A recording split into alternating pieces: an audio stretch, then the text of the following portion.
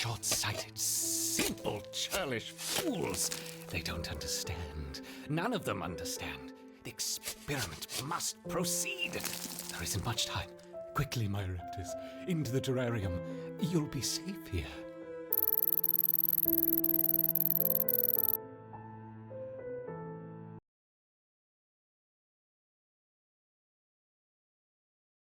Is it done? Yes. Look. Gone. I see. Well, good. It's about time. Anyway, I'm going to need you to make yourself available this afternoon. Apparently, a large quantity of unrefined jelly has gone missing from the overflow vessel, and Supply wants to speak with the whole group about proper checkout procedures. You wouldn't happen to know anything about it, would you? What? No. What would I want with unrefined jelly? Well, quite. What would I want, indeed?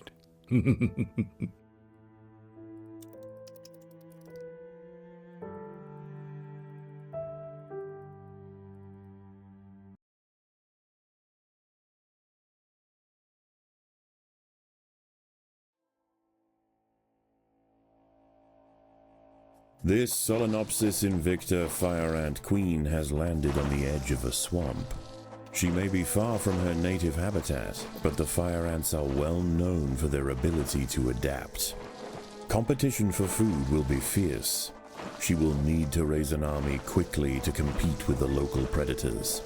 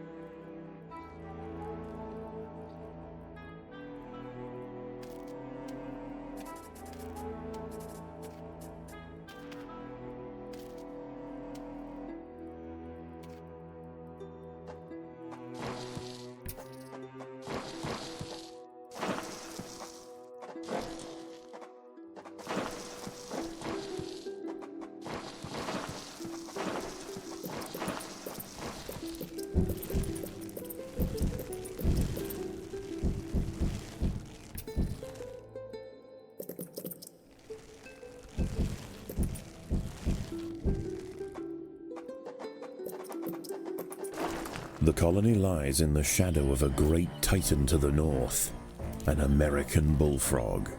This large female has found the perfect spot to feed.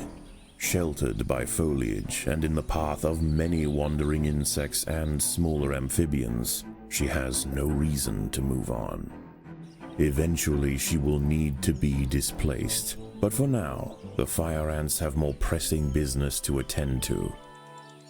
Many of the milkweed plants growing nearby are infested with aphids. Their honeydew excretions present an ideal, energy-rich food source for the fire ants. Aphids far from the nest are vulnerable, however, and are sometimes relocated closer to home where they can be better protected from predators and thieves.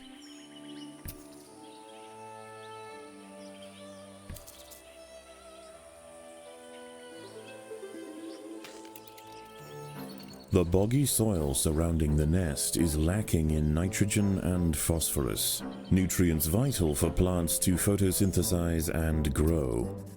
To survive in this environment, some have evolved to supplement their mineral diet by trapping and dissolving invertebrate prey.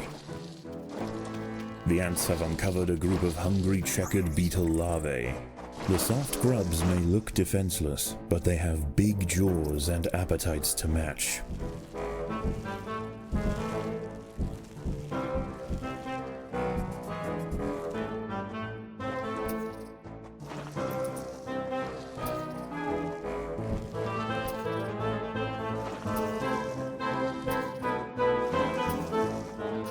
Predators are loose in the nest. The larvae must be protected.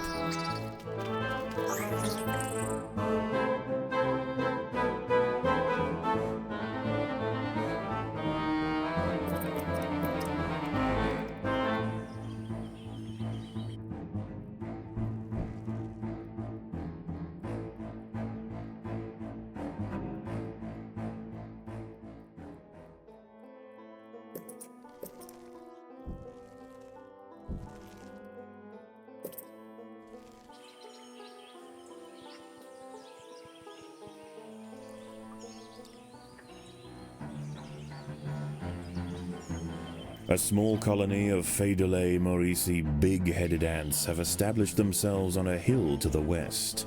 Scavenging for seeds, aphids, and dead insects, they are unlikely to pose a threat to the Invicta colony, if left undisturbed.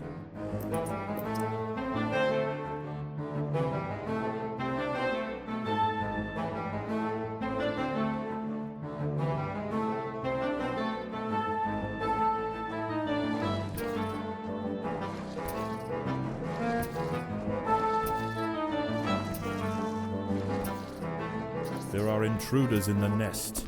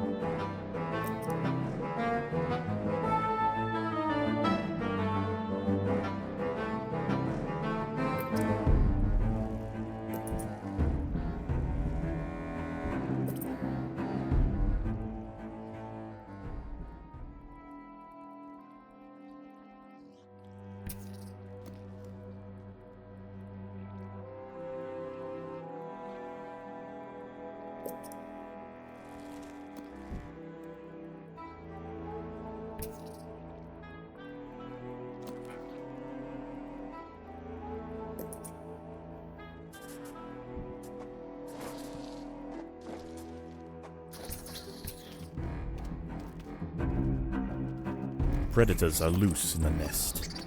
The larvae must be protected.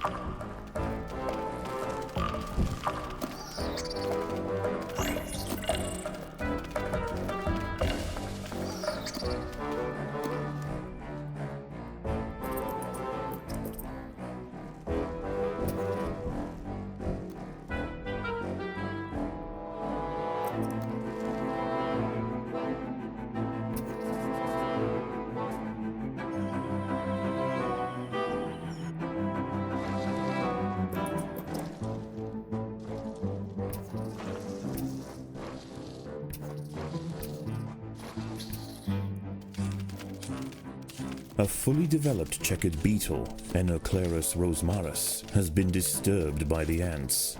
It has the same ravenous appetite and slicing jaws as its juvenile counterpart, but now paired with thick armor plates, it represents a far greater danger to the colony.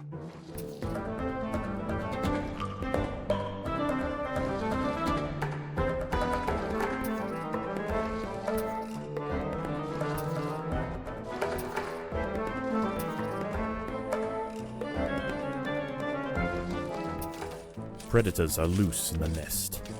The larvae must be protected.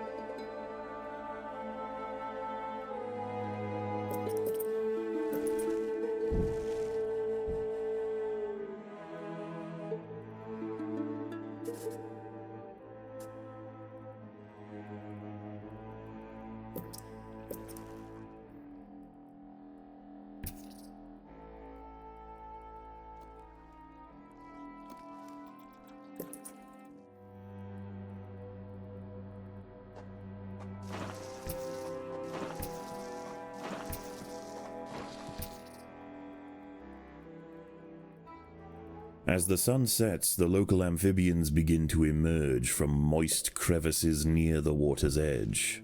Lone invertebrates will be picked off quickly. The ants should travel in numbers or not at all.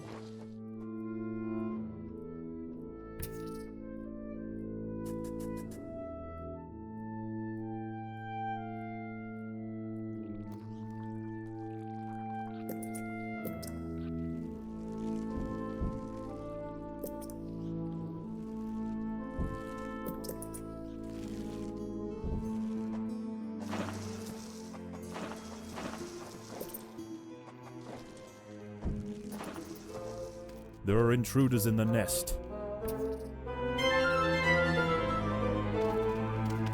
A bombardier beetle, Brachinus alternans, is hunting for insects outside the nest. It may seem unwise for it to wander so freely amongst the large amphibians that share the swamp at night, but they would do well to leave it alone. This beetle is a master of chemical warfare.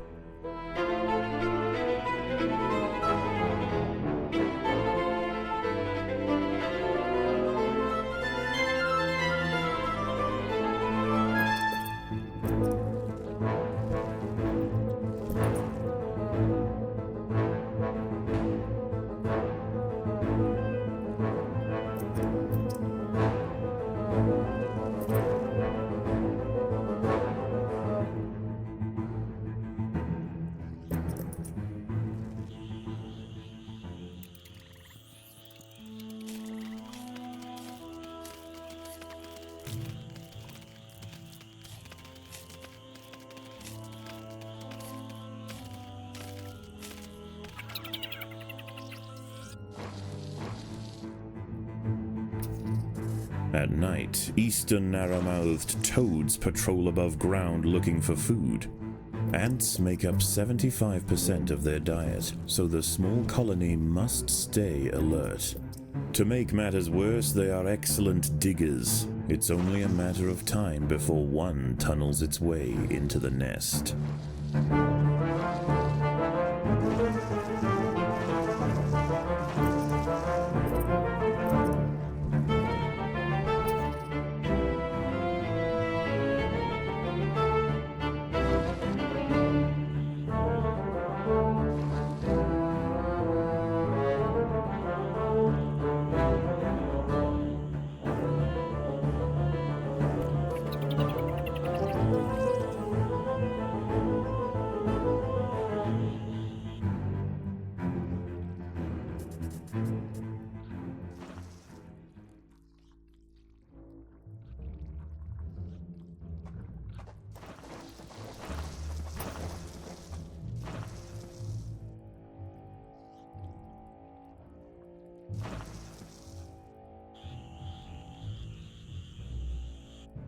A narrow-mouthed toad has burrowed into the nest. It may be small for a toad, but its appetite for ants is insatiable. Secretions from its skin burn any that manage to escape its projectile tongue.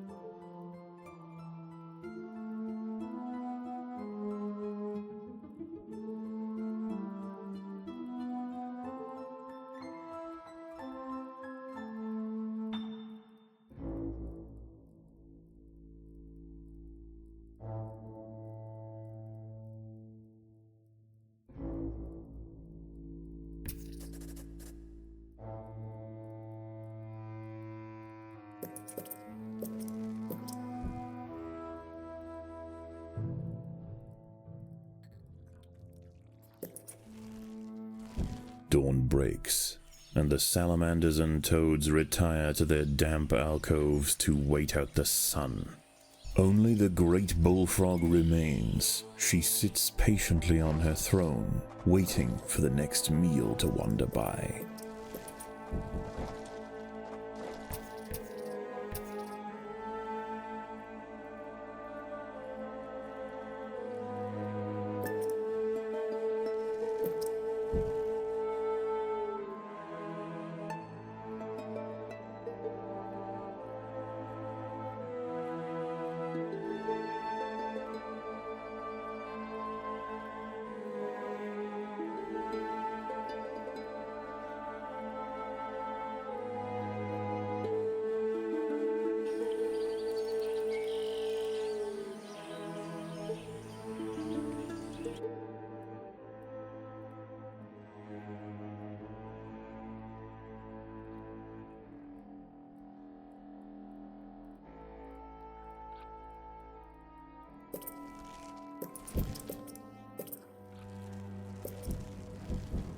Even in small numbers, the fire ants are menacing, but in large numbers, they are virtually unstoppable.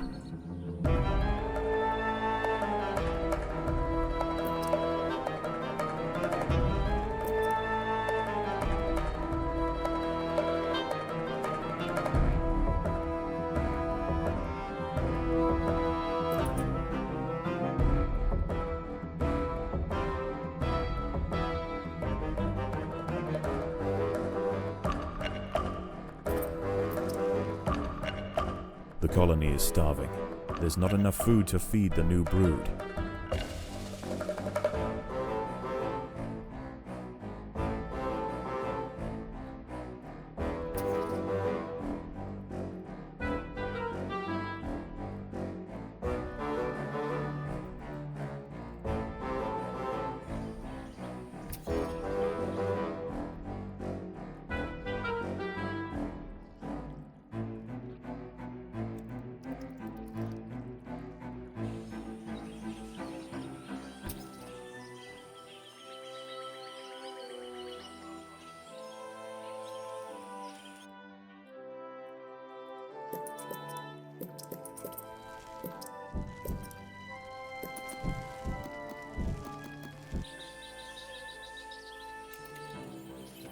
A six-spotted tiger beetle, Cicindela sexcutata, is on the move near the nest. Its metallic green elytra make it unmistakable, and like its other tiger beetle cousins, long legs give it the speed to chase down small arthropods with ease.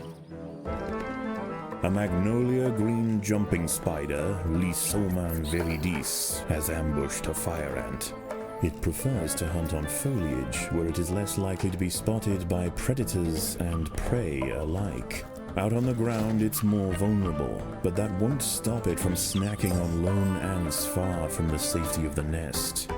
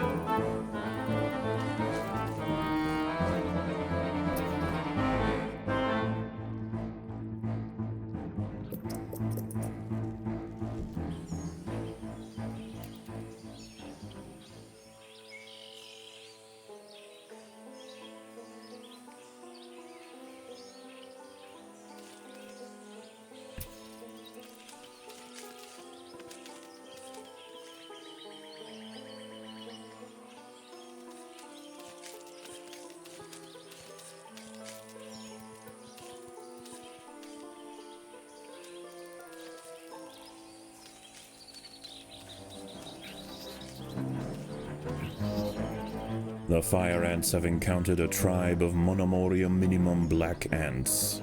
These tiny little ants may seem feeble, but the Invicta colony would do well to treat them with caution. Although primarily scavengers, they are armed with powerful chemical secretions and have been known on occasion to invade fire ant nests.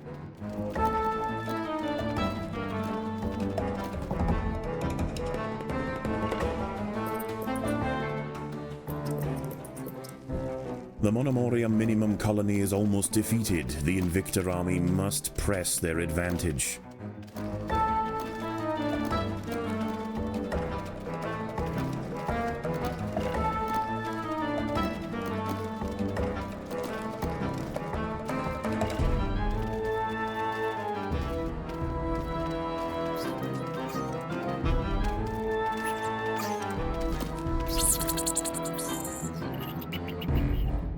The little black ants fought to the last to defend their queen. Now the Invicta colony will enjoy the spoils of war. Defenseless larvae from the vanquished colony will be carried home and fed to the victor's own hungry brood.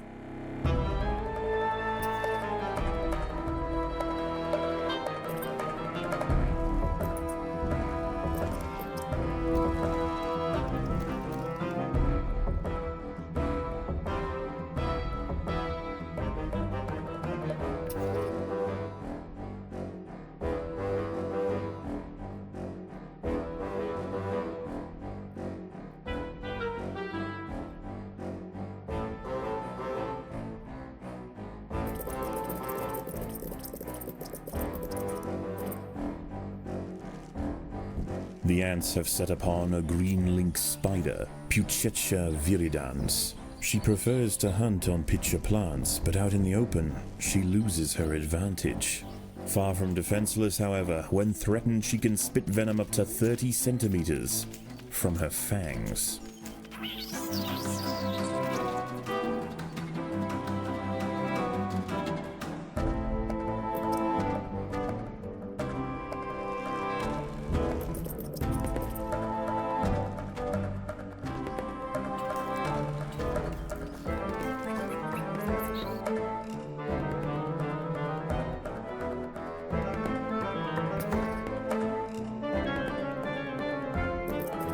The workers have done all they can to improve these food stores.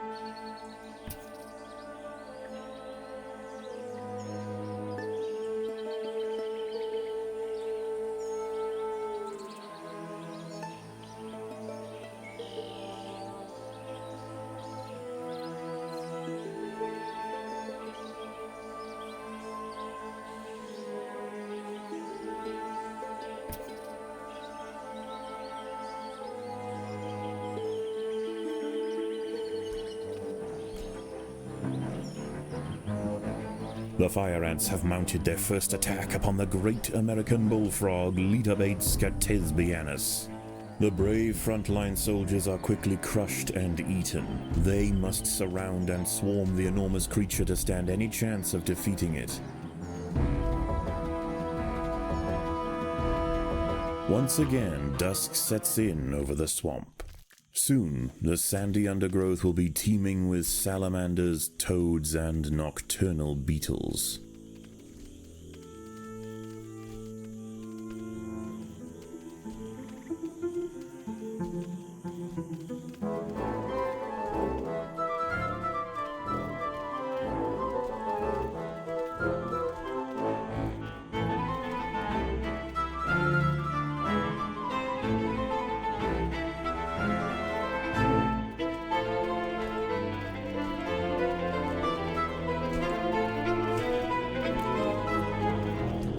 The ants have clashed with a bombardier beetle.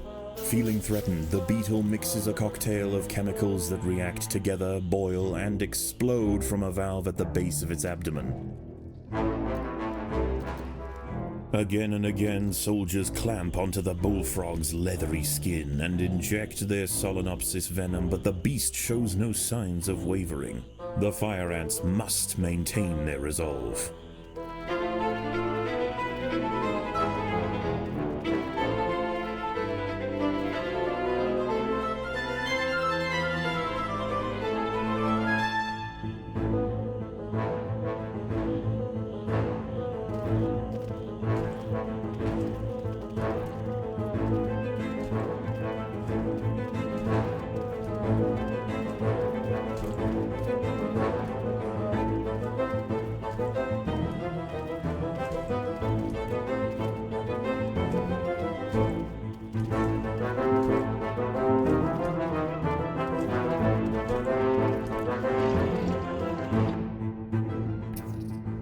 Overwhelmed with burning venom, the bullfrog finally succumbs to the might of the fire ants.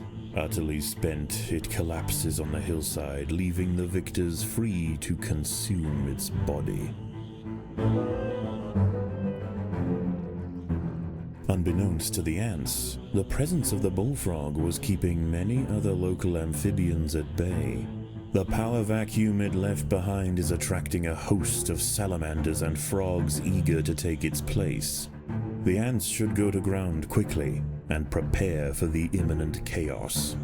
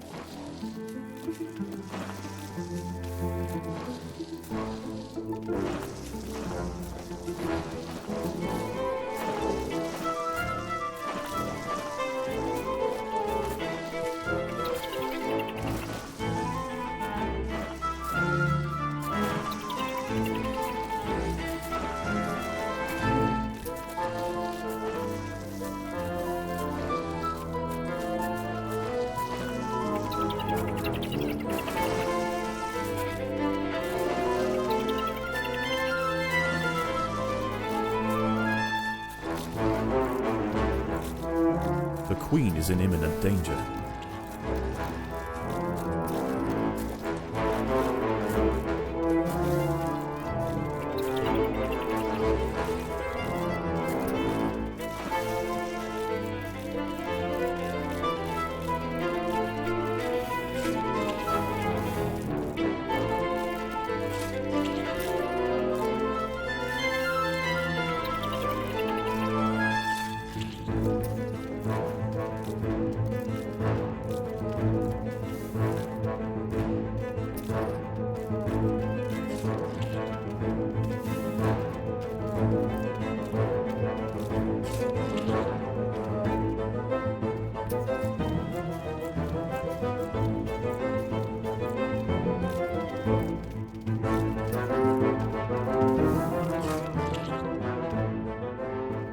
As the anarchy above ground settles and with the invaders crushed, a new order is established. This is now the domain of the Fire Ant.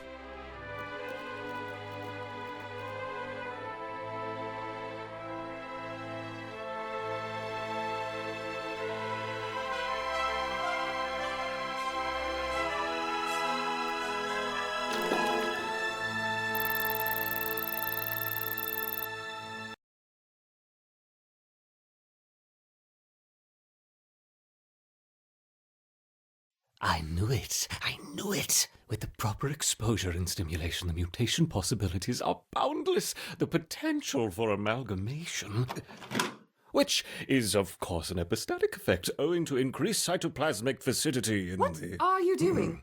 Preparing the report. Can you not do it quietly? Perhaps try using the keyboard? The keyboard. How quaint. Ugh.